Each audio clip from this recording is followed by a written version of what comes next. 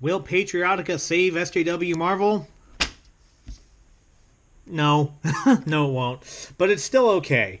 Um, so this actually came out several months ago. I read it on digital quite a while ago. I just wanted to wait till I had a physical copy to review it, which took longer than I anticipated. So first I want to address the controversy around this. And the controversy, if you haven't followed it, may not be what you think it is.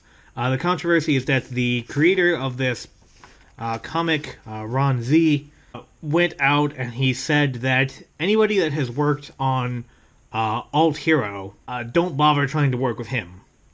And it's really stupid. For one thing, this dictum. So as you may know, as you may see by looking at my channel, I in fact did a defense of Alt Hero not that long ago, where I basically said that actually Timothy Lim, the cartoonist behind Donald J. Thump, a cartoon rabbit version of Donald Trump, which is really funny. He actually took notice of my channel because of that video, and he actually summarized it better than I did in the whole 10 minutes of it, which is that you can't fight a culture war without a culture. You have if you are against SJW stuff, if you're against the left-wing dominance of the arts, then you have to support things that go against that narrative. And not everybody can support it the same way. I'm not an artist. I'm not really a writer. So I can only support it with my dollars, which I happen to have a lot of because I don't have kids or a family. A lot of people don't even have disposable income. So, you do what you can. But if you're tired of seeing left-wingers, and especially the crazy SJW left-wing ideology, take root in culture and the media and the arts and comics and movies and TV and whatever else, at a certain point you have to stop complaining about it and do something about it. And the creator, Patriotika, like I said, Ron Z, he basically said that if you worked on Alt Hero, that you can go pound sand. Timothy Lim, the cartoonist, he actually helped Ron Z a little bit, and actually worked a little bit on Patriotika when it was being developed, and now he's essentially blacklisted from working on it. Vox's Alt Hero, it is very controversial. It is very openly right-wing. It's one of the lead characters wears a Confederate flag.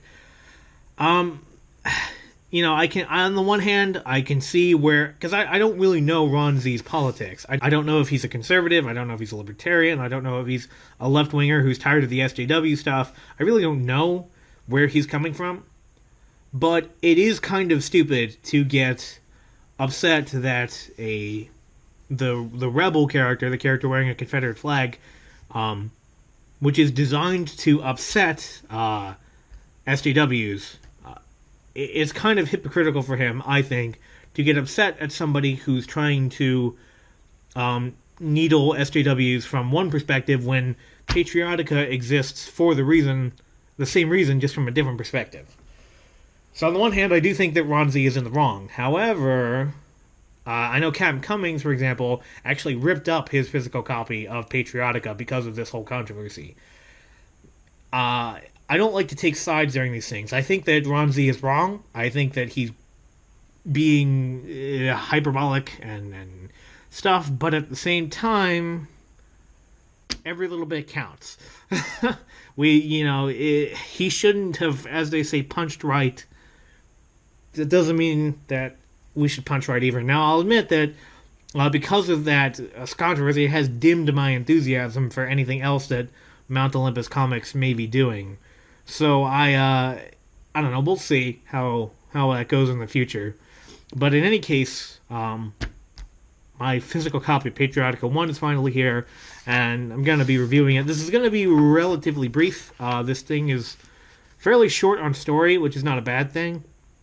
So you can see right away that the art and the coloring and the line work is actually all pretty good, and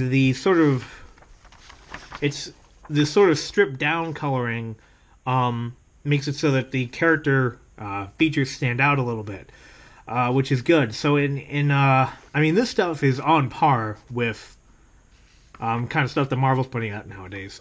Like I've said this multiple times before in other videos, I can't really analyze art on a technical level. I'm not an artist, so I can't really do that. I just know what I like and what I don't like, and this is pretty close to the kind of stuff that I like. Yeah, so anyway, what we get is the gods of Olympus are fighting something. They don't really explain too in-depth what it is, but this blonde character here is the goddess Athena. And then there's this other giant woman that is doing, just got her ass kicked by something. And it turns out that in order for Athena to manifest in the physical world, she has to have a human host. And we see this female here, Erin, who is not the one that Athena wants to contact, but for reasons that are not made entirely clear, that's who she ends up getting stuck with. Athena wanted to bond with this redhead here. That didn't go so well, so instead, this happens. They end up fusing. This happens. She grows big, she grows tall, she grows busty and muscular, and she defeats the monster thing. And, okay, so, yep, and then some more stuff happens, and then we go through a brief training montage.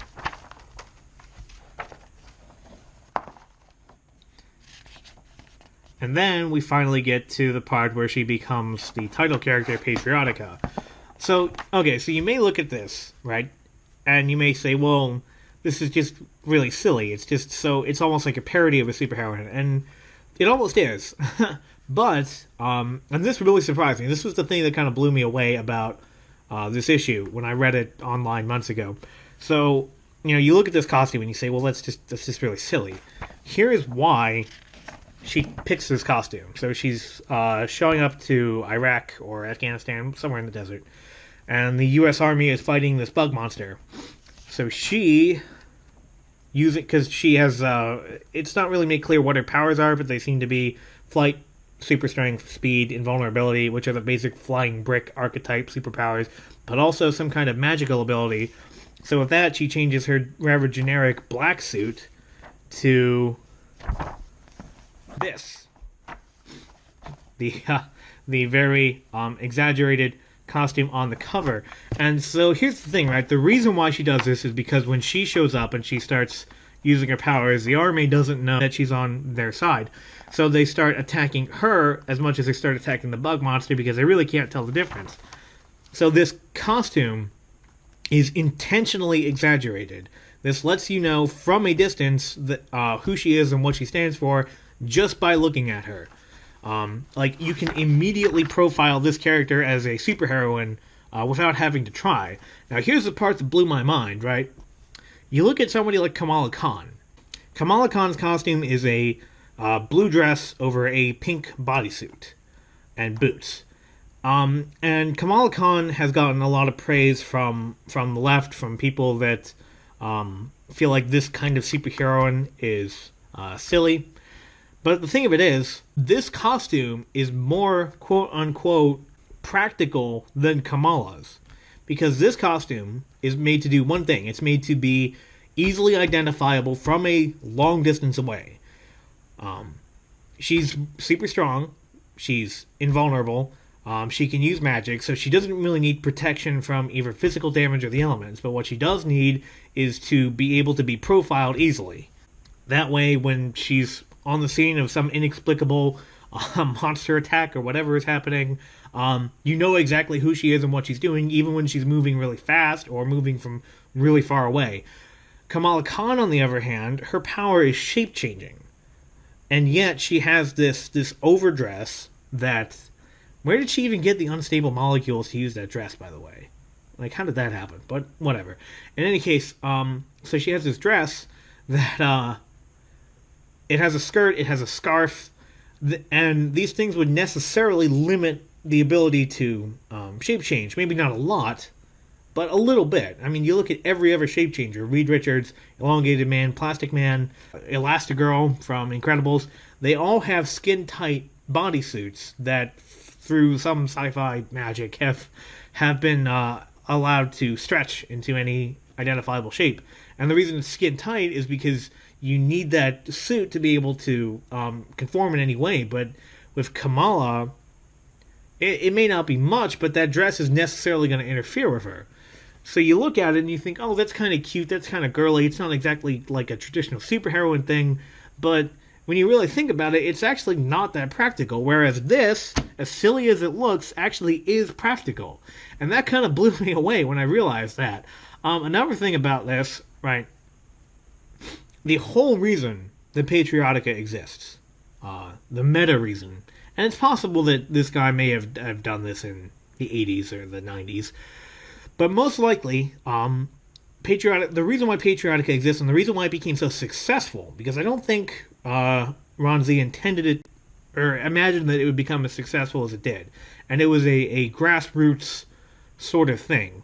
And the reason why is because Marvel, because DC, to a lesser extent, but not an insignificant extent, has been arbitrarily changing their female characters for, frankly, no real good reason. I mean, they intentionally downplay the breast size, the hips, the femininity of their female characters. I mean, the most egregious example is, of course, Carol Danvers, who used to be portrayed looking almost like this, but is now portrayed looking very, very masculine. Almost no breasts, almost no hips, very short hair, and coupled with that is just very arrogant, very, I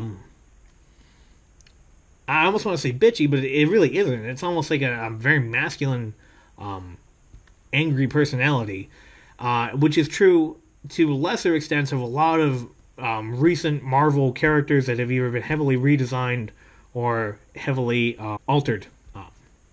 And it's like, if in universe, Carol Danvers is supposed to be the most popular superhero, male or female, and yet apparently the only way that they could, in universe, get her to be acceptable is to downplay her feminine features. So no more breasts, no more hips, no more anything that's identifiably like easily feminine. So you have your premier superheroine, and yet she looks like a man.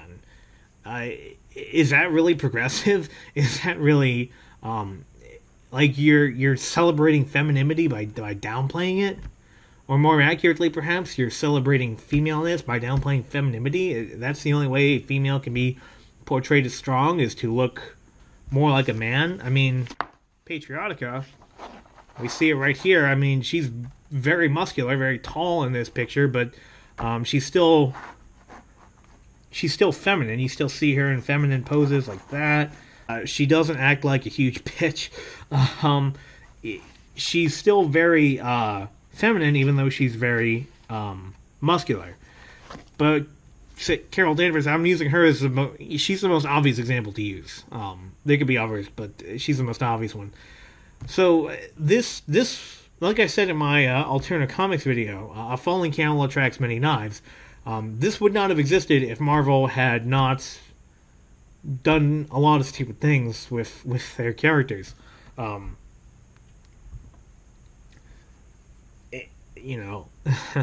This used to be like the standard for it. Back when comics sold hundreds of thousands per copy, just in like middle of the road comics sold hundreds of thousands per copy, and not quite like this, but it was understood that men looked like men, and women, they acted tough, they acted strong, they acted